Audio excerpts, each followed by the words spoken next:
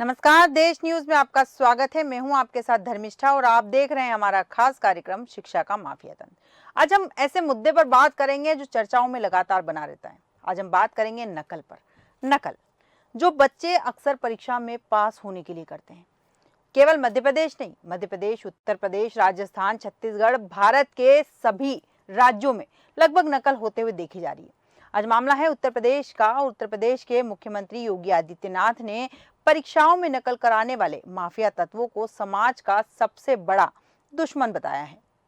उन्होंने कहा कि 2017 में उनकी सरकार बनने से पहले यूपी बोर्ड नकल के लिए बदनाम था, लेकिन उनकी सरकार ने हालात को पूरी तरह बदल दिया।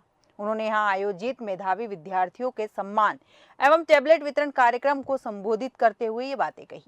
2017 से पहले यूपी बोर्ड नकल के लिए बदनाम था और हमारी सरकार जो है नकल विहीन परीक्षा व्यवस्था लागू की। और उन्होंने कहा कि नकल माफिया समाज के सबसे बड़े दुश्मन है। नकल कराकर शिक्षण संस्थानों को अपवित्र करने वाले नकल माफिया का सामाजिक बहिष्कार किया जाना चाहिए। प्रशासन भी नकल माफिया के खिलाफ सख्त कार्रवाई कर रहा है। मुख्यमंत्री ने कहा कि पूर्ववर्ती सरकारों में प्रदेश में 3 महीने तक परीक्षाएं होती थी, उसके बाद 2 से 3 महीने में परिणाम आते थे तथा 3 महीने अगली कक्षा के प्रवेश में लग जाते थे। अगले 3 महीने का समय पर्व और त्योहारों में चला जाता और शिक्षण संस्थानों में पढ़ाई के लिए कम ही वक्त मिलता था। लेकिन भाजपा शासन में बोर्ड ने ऐसा पहली बार किया है कि 15 दिन के अंदर परीक्षा हुई है और 14 दिन के अंदर परिणाम भी आ गया। इस मौके पर प्रदेश भर के कुल 1745 मेधावी विद्यार्थियों को सम्मानित किया गया। साथ ही 18 राजकीय माध्यमिक विद्यालयों के भवनों, 125 विज्ञान प्रयोगशालाओं का लोकार्पण भी सीएम ने किया।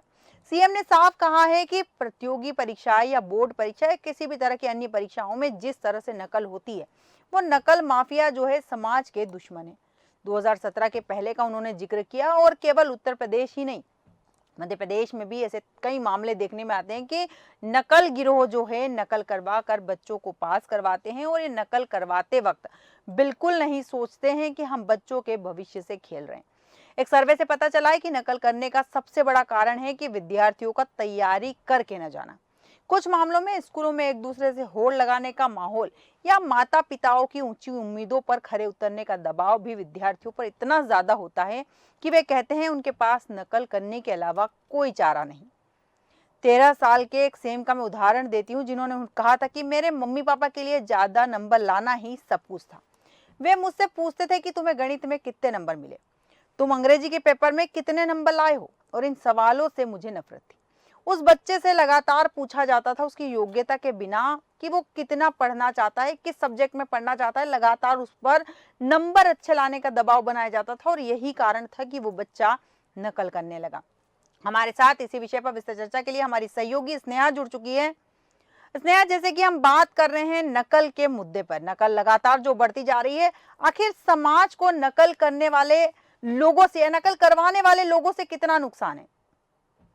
जी देखिए धर्मिष्ठा, ये जो नकल माफिया या कह सकते हैं जो नकल करवाने वाले लोग होते हैं, ये काफी तादाद में है, लेकिन ये छुपे हुए हैं। जी। अब हम समाज की अगर बात करें तो जैसे कि जो बच्चों के बोर्ड एग्जाम होते हैं, उसमें सामाजिक तौर पर ये समाज ही बच्चों पर इतना दबाव बना रहा है। जी। इस वजह से कहीं ना कहीं नकल माफिया जो हैं, उनका एक तरीके से हम कह सकते हैं करियर बहुत डेवलप होता नजर आ रहा है। जब जी। बच्चों पे जब दबाव बनेगा तो कहीं ना कहीं से बच्चे चाहेंगे कि हमारे अच्छे अंक आए, अच्छे मार्क्स आए, तो हमारे समाज में हमको बहुत अच्छा कहा जाएगा, हमको सराहा जाएगा। इस वजह से कहीं ना कहीं नकल माफिया जो है उनका करियर जो है वो ये बच्चों के जरिए ही डेवलप होता नजर आ रहा है। लेकिन अब ऐसी घटनाएं जो हैं वो सामने जब आ जाती हैं और सरकार की नजर में, जैसे हम उत्तर प्रदेश की बात करें, तो वहां पर योगी सरकार इन सब चीजों पर एक्शन लेती हुई नजर आ रही है। लेकिन फिर भी अगर हम एक पॉइंट पे देखें तो कहीं ना कहीं ये सारी चीजें जो है बच्चों के भविष्य के ऊपर एक सवाल खड़ा करती हैं। क्योंकि देखिए, नकल अगर बच्चे खुद से कर रहे हैं और बच्चों से पूछ के कर रहे हैं, वो एक अलग नकल कहलाती है। लेकिन नकल के पीछे एक जो पूरी टीम जुटी होती है, उस नकल को हम साफ तौर पे नकल माफियाओं की टीम कह सकते हैं। क्योंकि यहाँ पर जो टीम होती है वो पूरी बच्चों के नकल कराने में जुटी होती है। ऐसे बहुत से मामले आए हैं, बहुत से राज्य में, हम मध्य प्रदेश की बात करें, उत्तर प्रदेश की करें, बिहार की करें, हर जगह से ऐसे मामले सुनने को मिलते हैं, और इस पर एक्शन देखिए अभी तक कुछ खास एक्शन लिया नहीं गया है ना। इस वजह से भी प्रोत्साहन मिल रहा है ऐसे लोगों को, जो बच्चों को नकल कराने में जिनका हाथ रहता है उनको प्रोत्साहन भी मिल रहा है। साथ ही साथ जो बच्चे हैं वो भी बेखौफ नकल करते हुए नजर आते हैं, क्योंकि उनको पता है कि ज्यादा से ज्यादा क्या होगा, मुझे अगर पकड़े भी गए तो कहीं ना कहीं से हम छूट जाएंगे, क्योंकि बहुत से ऐसे मामले सामने आए हैं जहां पर बच्चे बोर्ड एग्जाम में नकल करते हुए पकड़ाए हैं, और नकल के दौरान पकड़ाए हैं, और उसके बाद भी उन पर कोई गंभीर एक्शन नहीं लिया। कहा जाता है जरूर कि आपको 2-3 साल तक एग्जाम नहीं देने दिया जाएगा, लेकिन उसके बावजूद कुछ ना कुछ ऐसा निराकरण सामने आ जाता है, और जिसकी वजह से और बच्चे जो हैं उनको प्रोत्साहन मिल जाता है। इसमें सिर्फ मैं बच्चों को दोषी नहीं कहूंगी, बच्चों के माता पिता भी का भी इसमें बहुत बड़ा हाथ होता है, क्योंकि एक बच्चों के ऊपर जो प्रेशर पड़ रहा है उस वजह से जो नकल की एक तरीके से कह सकते हैं जो फ्लो है नकल का वो बढ़ता हुआ नजर आ रहा है। और आजकल तो स्नेहा, यहाँ मैं आपसे एक चीज और पूछना चाहूंगी, जैसा कि पेरेंट्स लगातार बच्चों से पूछते हैं कि इस सब्जेक्ट में कितने नंबर आए हैं, मैथ्स में कितने नंबर आए हो, इंग्लिश में कितने नंबर आए हो, क्या ये भी वजह हो सकती है बच्चों के ऊपर दबाव की कि वो प्रेशर में रहते हैं कि अगर नंबर कम आए तो पेरेंट्स हमसे नाराज हो जाएंगे, या फिर से हमें इसी क्लास में बैठना पड़ेगा, या फिर हम पास नहीं हो पाएंगे, हम फेल हो जाएंगे तो हमें पेरेंट्स से मार खानी पड़ सकती है, क्या ये भी कारण हो सकता है? बिल्कुल, बिल्कुल आपने सही कहा, ये मुख्य कारण है। देखिए यही एक मुख्य कारण हो सकता है, क्योंकि जैसा कि मैंने पहले भी बोला कि समाज में बच्चों के ऊपर दबाव बन रहा है। बच्चे अगर जैसे मैं अब 11th क्लास में, 10th के बाद 11th में बच्चे एंटर होते हैं, एंट्री लेते हैं, तो उसमें अब बच्चों के ऊपर ये दबाव बनने लगता है कि मैथ्स, फिजिक्स, केमिस्ट्री, मैथ्स लेके पढ़ाई कर रहे हैं, या फिर कॉमर्स लेके, या फिर बायोलॉजी लेके, तो समाज में कहीं ना कहीं एक तरीके से शिक्षा को लेकर एक दबाव बनाया जा रहा है, और उस दबाव की वजह से ये नकल की जो प्रक्रिया है उसको प्रोत्साहन मिल रहा है। एक चीज और मैं यहाँ पर ऐड करना चाहूंगी धर्मिष्ठा की, जैसे हम यहाँ पे नकल की बात कर रहे हैं, और हम साथ ही साथ यहाँ पे पेरेंट्स, समाज और बच्चों को इक्वल दोषी मानेंगे, क्योंकि देखिए एक शिक्षा जो व्यवस्था है भारत की, वो कहीं ना कहीं ऐसी है कि बच्चों को नकल करने के लिए बाध्य बना देती है। मैंने इसलिए कहा बाध्य बना देती है क्योंकि शिक्षा व्यवस्था को अगर हम देखें तो प्रैक्टिकली जो चीजें हैं बहुत कम होती नजर आ रही हैं। आपने देखा होगा कि थ्योरी, जो सब्जेक्ट की थ्योरी है उसको रट के जो बच्चा लिख रहा है और 100 में से 100 अंक पा रहा है,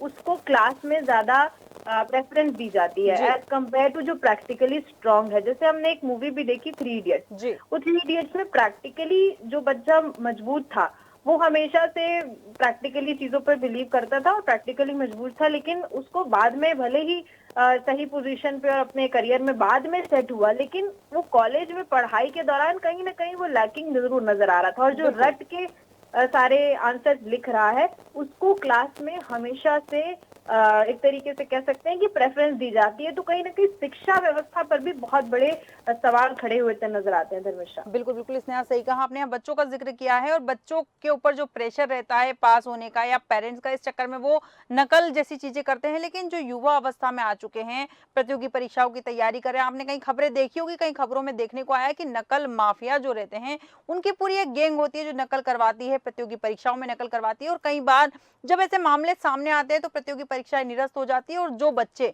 ईमानदारी से पढ़ाई कर रहे थे, ईमानदारी से उन्होंने एग्जाम दी थी, और हो सकता है कि वो उस उम्र के पड़ाव पे हो कि वो उनका लास्ट अटेम्प्ट हो, ऐसे में उनके लिए कितना नुकसानदायी हो सकता है नकल माफिया? बिल्कुल, देखिए जैसे कि आपने कहा कि लास्ट अटेम्प्ट हो, ये जो लास्ट अटेम्प्ट वाली बातें आ गई, उसके बाद उम्र की जो चीजें सामने आ जाती हैं, उस वजह से ऑलरेडी बच्चों के ऊपर बहुत प्रेशर रहता है। साथ ही साथ जब ये नकल माफियाओं जैसी टीम सामने आती है और बच्चों को तरीके से, देखिए जो बच्चा मेहनत करके आगे बढ़ना चाहता है उसके सामने अगर आप एक चीज परोस देंगे कि हम आपको इतने पैसे आप थमाइए और आप इस एग्जाम का पेपर आपके सामने ऑलरेडी रहेगा, बिल्कुल है ना, तो कोई बच्चा नहीं चाहेगा मेहनत करना, साफ बात है। देखिए बिल्कुल कहते हैं लोग कि पढ़ाई करके और मेहनत करके बच्चे आगे बढ़ना चाहते हैं, बहुत से ऐसे बच्चे हैं, लेकिन जिनके सामने ऑप्शन आप परोस देंगे सामने थाली में कि आपको पढ़ने की जरूरत नहीं है, आपके सामने पेपर रहेगा, यही पेपर आप पढ़ के जाइए और आप इस एग्जाम को क्वालिफाई कर लेंगे, तो वो मेहनत करने की उस बच्चे को बिल्कुल भी जरूरत नहीं पड़ेगी, क्योंकि सामने उसके सारी चीजें क्लियर हैं।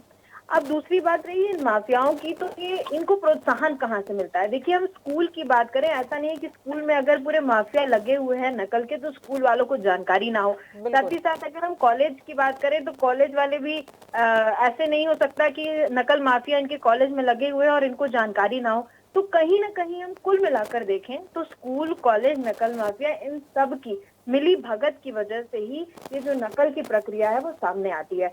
और इसमें किसी हम एक पर्टिकुलर सेक्टर को हम यहाँ पर दोषी नहीं कह जी। सकते हैं। ना हम बच्चों को कहेंगे दोषी, ना ही हम स्कूल को सिर्फ दोषी बिल्कुल। कहेंगे, ना ही हम नकल माफियाओं को दोषी कहेंगे। ये पूरा मिल के ये जो एक कह सकते हैं बच्चों के भविष्य के साथ षड्यंत्र ही रचा जा रहा जी। है। क्योंकि जहाँ बच्चे बिना पढ़े और आगे बढ़ रहे हैं, अच्छे अच्छे पद पे पहुंच जा रहे हैं, क्योंकि अब तो खैर ये कम हो गया है, लेकिन पहले तो ऐसे ऐसे पदों की नियुक्ति के दौरान जो परीक्षाएं होती थी उसमें अच्छे खासे पेपर सामने आ जाते थे और पूरा वहीं का वहीं पेपर लिख के आना था और अच्छे खासे पदों पे लोग बैठे हुए हैं अभी भी सिर्फ नकल के बलबूते पे।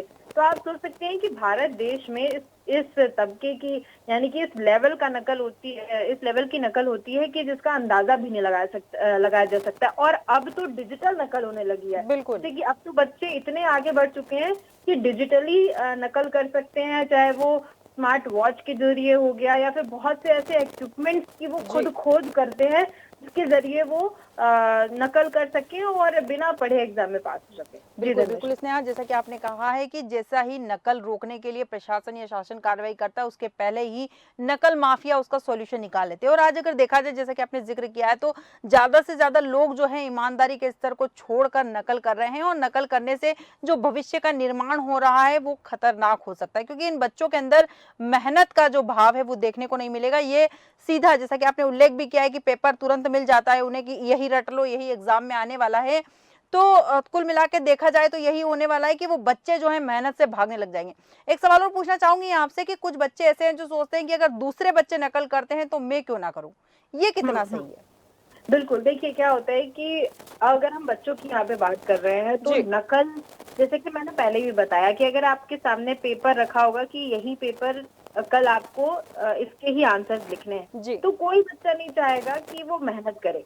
सबसे बड़ी बात, जैसे कि एग्जाम्पल देती हूँ मैं आपको, कि अगर किसी बच्चे का कल मैथ्स का पेपर है जी। और मैथ्स एक ऐसा सब्जेक्ट है जिसको पढ़ने के लिए दिमाग लगाना पड़ेगा और उसके सारे फॉर्मूलेज के साथ साथ उसको एक तरीके से अच्छे से उसके कंसेप्ट क्लियर करके ही एग्जाम में जाने होते, तभी आप पेपर बढ़िया से दे पाएंगे। जी।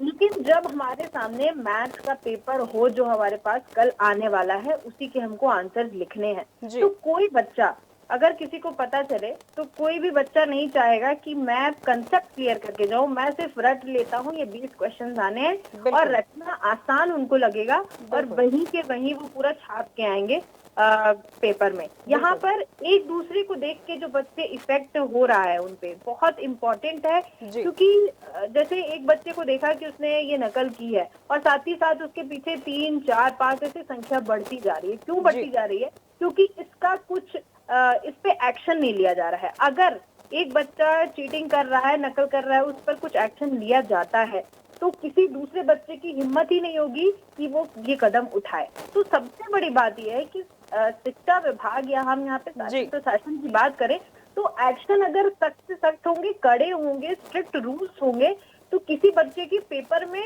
अपना सिर झुका के लिखने की, सिर उठाने की हिम्मत ही नहीं होगी। बिल्कुल। लेकिन यहाँ पर एक्शन का सवाल है, एक्शन दिया ही नहीं जा रहा है। जब बच्चों को इस तरीके से माफ कर दिया जा रहा है तो प्रोत्साहन तो नकल के लिए मिलेगा ही। तो बिल्कुल। बच्चों को भी प्रोत्साहन मिल रहा है, पेरेंट्स भी खुश है कि हमारे बच्चे 100 में से 100 अंक ला रहे हैं, लेकिन उनको ये नहीं पता है कि बच्चे किस तरह से ला रहे हैं। और साथ ही साथ जो नकल माफिया है उनका भविष्य तो उज्जवल होता नजर ही आ रहा है। बिल्कुल, बिल्कुल स्नेहा, यहाँ आपसे एक चीज़ और जानना चाहूँगी कि जैसे कि हमने उल्लेख किया है कि बच्चे जो हैं नकल करते हैं, लेकिन एक चीज़ ऐसी भी देखने में आती है, कुछ बच्चे तो ऐसे हैं कि फेल होने से इतना डरते हैं कि सही जवाब मालूम होने पर भी वे नकल करते हैं।